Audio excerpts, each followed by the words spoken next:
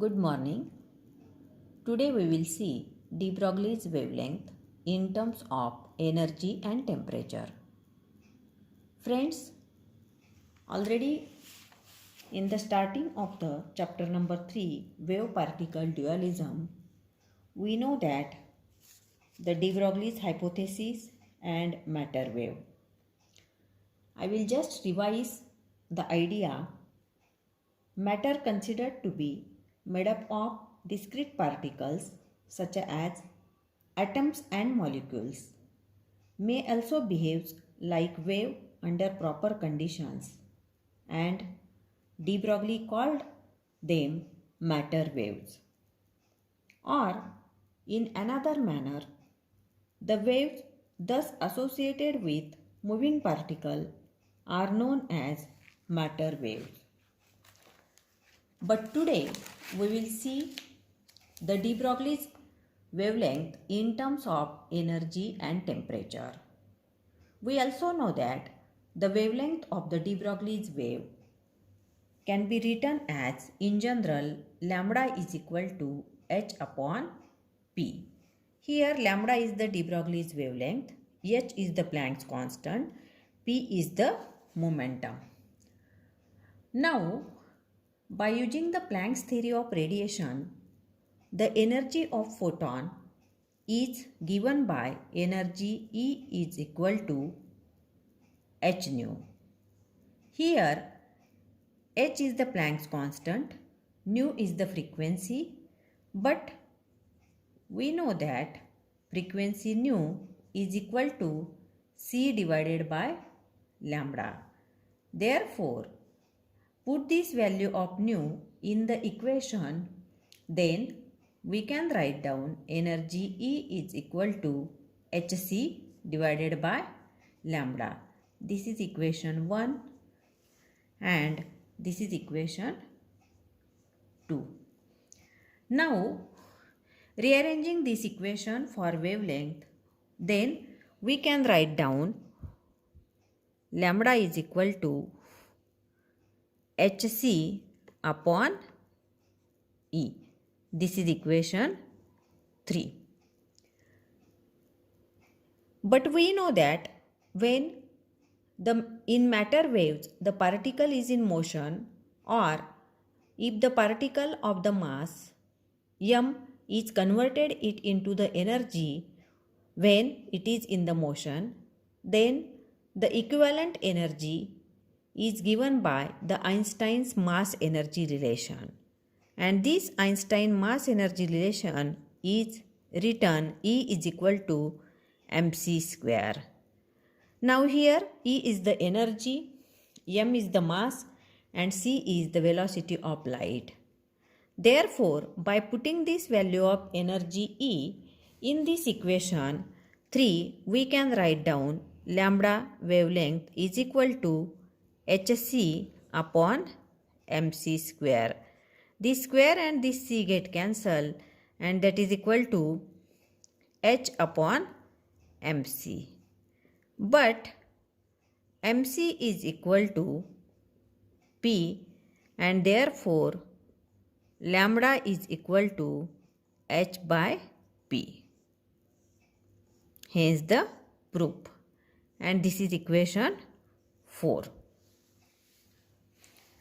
Again I will revise the steps. First of all, according to the Planck's theory of radiation, we can write down energy E is equal to h nu. This is equation 1. But nu is the frequency, and that is equal to c by lambda. By putting the value of nu in above equation 1, we can write down energy E is equal to hc by lambda.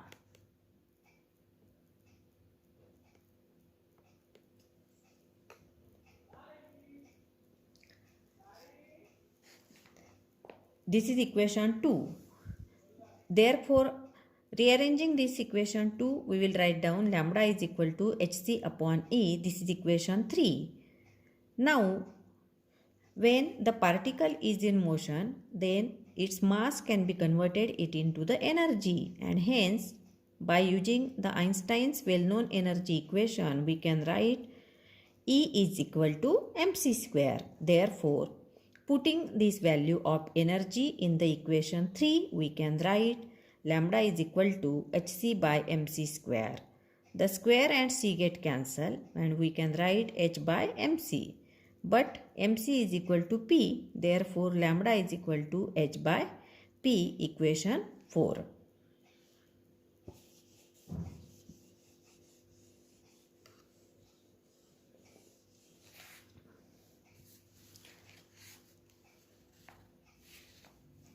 De Broglie postulated that what is true for an energy packet, which we call as quantum or photon, is also true for the material particle.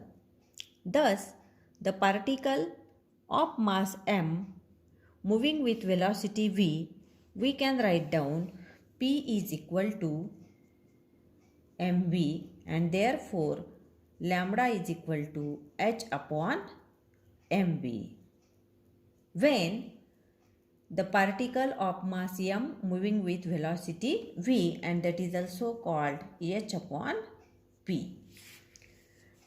Now the kinetic energy Ek can be written as 1/2 mv square. Multiply and divide this kinetic energy equation, multiply and divide by m, we get Ek is equal to 1/2 m into m v square divided by m, that is equal to m into m square v square divided by 2m, and that is equal to p square divided by 2m, because we know that p is equal to mv, therefore p square is equal to m square v square. Rearranging this equation, we can write down p square is equal to 2m Ek, or for the momentum p is equal to under root of 2m Ek. Now this is equation 5, or equation 5 can be written for the wavelength lambda, because we know that lambda is equal to h upon p, and that is equal to h upon under root of 2m Ek, equation 6. If material particles are in thermal equilibrium, then it associated with the temperature T, and then we can write down Ek is equal to 3/2 kT. Here K is the Boltzmann constant and T is the temperature.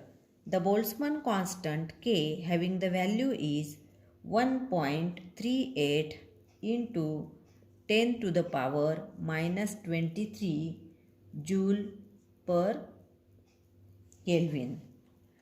Now, putting this value of Ek in this equation 6, we can write down lambda wavelength is equal to h upon under root of 2m into 3/2 kT.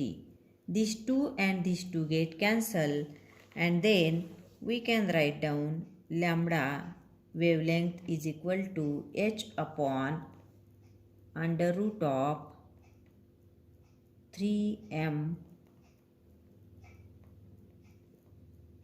kT,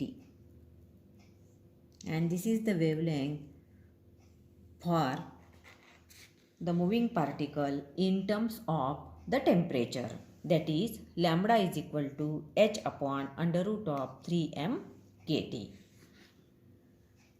Again we will revise this equation. The energy Ek is equal to p square by 2m. Therefore we can write down p square is equal to Ek into 2m. Then p is equal to under root of 2m Ek. Then Ek is equal to 1/2 m into mv square divided by m, that is equal to m square v square divided by 2m is equal to p square by 2m, because we know that p is equal to mv and p square is equal to m square v square. Therefore p square is equal to 2m Ek, and for only p we can write down this equation in the under root under 2m Ek. Then put this value of p in the equation of wavelength, that is lambda is equal to h by p, that is equal to h upon under root of 2m Ek. But when the moving particle associated with the temperature, then energy Ek can be written as 3 by 2 kT. T is the temperature and K is the Boltzmann constant, having value is 1.38 into 10 to the power minus 23 joule per Kelvin.